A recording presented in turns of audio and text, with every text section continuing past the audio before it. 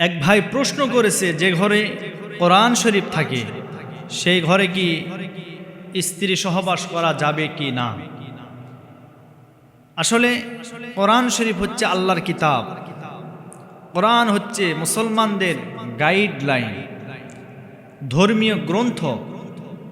আল্লাহর যে ঐশী গ্রন্থ রয়েছে তার ভিতরে সর্বশ্রেষ্ঠ, সর্বকালের, সর্বযুগের সর্বশ্রেষ্ঠ মহাবাণী, মহাবিশ্বয়, মহাবৈজ্ঞানিকের কাছ থেকে নাজিলকৃত আসমানি যে গ্রন্থ তার নাম হচ্ছে কোরআনে কারীম। কোরআনে কারীম হচ্ছে সম্মানিত একটি কিতাব। আর এই কিতাবটা সম্মানিত হওয়ার কারণে আমরা যারা মুসলমান, আমরা এই কিতাবটা ঘরে বা বিভিন্ন জায়গায় আলমারিতে সম্মানিত করে, মানে সম্মান দিয়ে আমরা রাখার চেষ্টা করি। এজন্য এই কিতাবটা হচ্ছে একজন মানুষের জীবনকে পরিবর্তন করার একটি কিতাব। পৃথিবীতে হাজারো কিতাব আছে, কোনো কিতাব মানুষকে মুক্তি দিতে পারে না। আল্লাহ বলেন হুদাল্লিন নাস, আমি মানুষের জন্য এই কিতাব হেদায়েতের বাণী হিসেবে দান করেছেন। সুবহানাল্লাহ।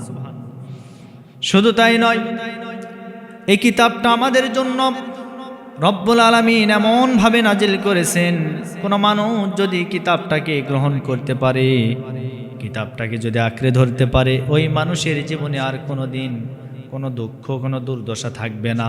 সে দুনিয়াতেও শান্তি পাবে, আল্লাহর আখিরাতেও শান্তি পাবে।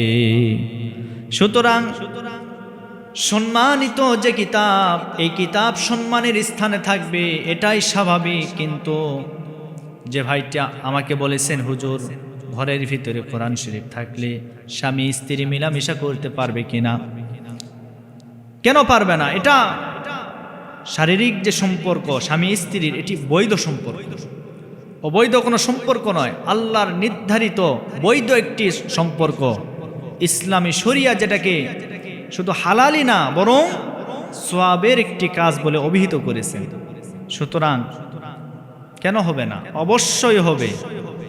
তবে হ্যাঁ, নাপাকি অবস্থায়, শরীর অপবিত্র অবস্থায় কোরআনকে স্পর্শ করা যাবে না, কোরআনের উপরে হাত রাখা যাবে না।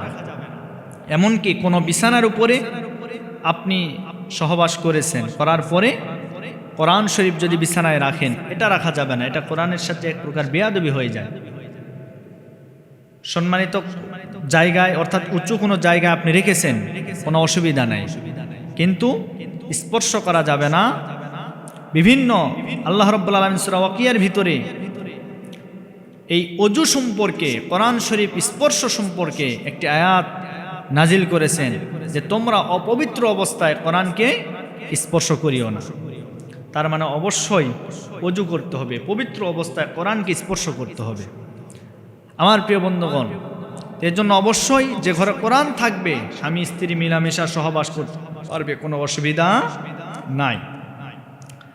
কিন্তু আমার প্রশ্ন হলো, আজকে যেই গৃহে, যেই শরীরের ভিতরে কোনো কোরআন থাকবে না, আমার নবীজি বলেছেন ওই গৃহটা, ওই ঘরটা আর ওই দেহটা উজাড় গৃহের মতো। উজাড় গৃহ মানে ওই গৃহকে বলা হয় যেই গৃহের কোনো মূল্য নাই।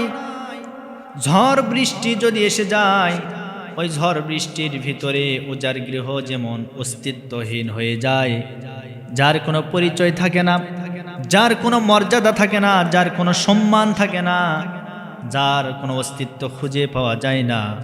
নবীজি বলেন একটা মানুষের দেহের ভিতরে যদি কোরআন না থাকে, তাহলে ওই মানুষটা ওই উজাড় গৃহের মতো। তার কোনো সম্মান নাই, তার কোনো ইজ্জত নাই, তার কোনো মর্যাদা নাই। আমার আল্লাহ রাব্বুল আলামিন ওই ব্যক্তিটা উজাড় গৃহের মতো করে দিয়েছেন। এই অবস্থায় যদি তার মৃত্যু হয়ে যায়, তার শরীরটা সরাসরি আল্লাহর জাহান্নামে চলে যাবে। এজন্য কোরআন শিখতে হবে, কোরআন আমাদেরকে বুঝতে হবে, কোরআন মোতাবেক আমাদেরকে আমল করতে হবে। তার কারণ হলো কিয়ামতের ময়দানে রব্বুল আলামিন বান্দাদেরকে জান্নাতে নেওয়ার জন্য ওসিলা খুঁজবেন। প্রত্যেকটা বান্দাকে জান্নাতে নেওয়ার জন্য ওসিলা খুঁজবেন। আর এই ওসিলার সময় সর্বশেষ যেই ব্যক্তিটা কোরআনকে গ্রহণ করে নিয়েছিল, কোরআনকে আঁকড়ে ধরেছিল, কোরআনকে সম্মান করেছে, কোরআনকে শ্রদ্ধা করেছে, ভালোবেসেছে, কোরআনের আইন জমিনের উপরে বাস্তবায়ন করার চেষ্টা করেছে, রব্বুল আলামিনের সামনে কিয়ামতের ময়দানে কোরআনটা তার পক্ষে সাক্ষী দিবেন। শুধু তাই নয়, ওই ব্যক্তিটাকে জান্নাতে না নিয়ে যাওয়া পর্যন্ত কোরআন আল্লাহর সঙ্গে সরাসরি কথা বলতে থাকবে। এজন্য আল্লাহর জান্নাতে যেতে গেলে অবশ্যই আমাদেরকে কোরআন মোতাবেক জীবনযাপন গঠন করতে হবে। আর এই কোরআনটা হচ্ছে এমন একটি গ্রন্থ, এই কোরআনটা হচ্ছে এমন একটি কিতাব, যারা কোরআনকে আঁকড়ে ধরেছে, কোরআনের পথে যারা এসেছে, কোরআন তাদেরকে হেদায়েত দিয়ে আল্লাহর জান্নাতে প্রবেশ করায় দিয়েছেন। আমরাও আল্লাহর জান্নাতে যেতে গেলে, আল্লাহর জান্নাত পেতে গেলে অবশ্যই কোরআন মোতাবেক আমাদের জীবনটাকে গঠন করতে হবে। শুধুমাত্র ব্যক্তি জীবনে নয়, বরং ব্যক্তি জীবন, পারিবারিক জীবন, সামাজিক জীবন, রাষ্ট্রীয় জীবন, সকল জীবনে সকল ক্ষেত্রে আমাদেরকে কোরআন হিসাবে, কোরআন গাইডলাইন হিসাবে আমাদেরকে সামনে রাখতে হবে, পথ চলতে হবে।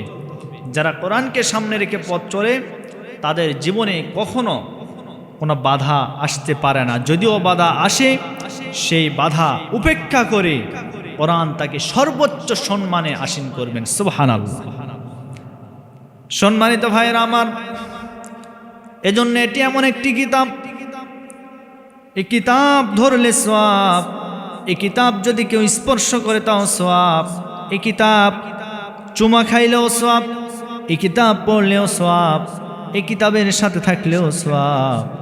এই কিতাবটা এমন একটি কিতাব, যে কিতাবটা শুধুমাত্র আমাদেরকে আল্লাহ রাব্বুল আলামিন দিয়েছেন যে তোমরা মসজিদ মাদ্রাসা নিয়ে থাকবা, তা নয়, বরং কিতাব আমি দিলাম তোমাদের সম্মানকে উঁচু করার জন্য।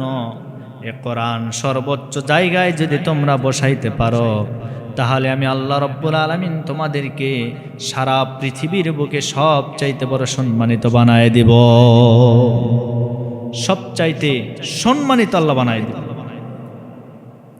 এজন্য সম্মানিত ভাইরা আমার, সর্বশেষ আপনাদের সামনে আমার মেসেজ হলো, আমরা কোরআন মোতাবেক জীবন গঠন করব, কোরআন মোতাবেক আমরা জীবন পরিচালিত করব। আল্লাহ পাক রব্বুল আলামিন যেন আমাদেরকে কোরআনী জীবন হিসাবে গ্রহণ করে দুনিয়া থেকে বিদায় নিয়ে যাওয়ার তৌফিক দান করেন।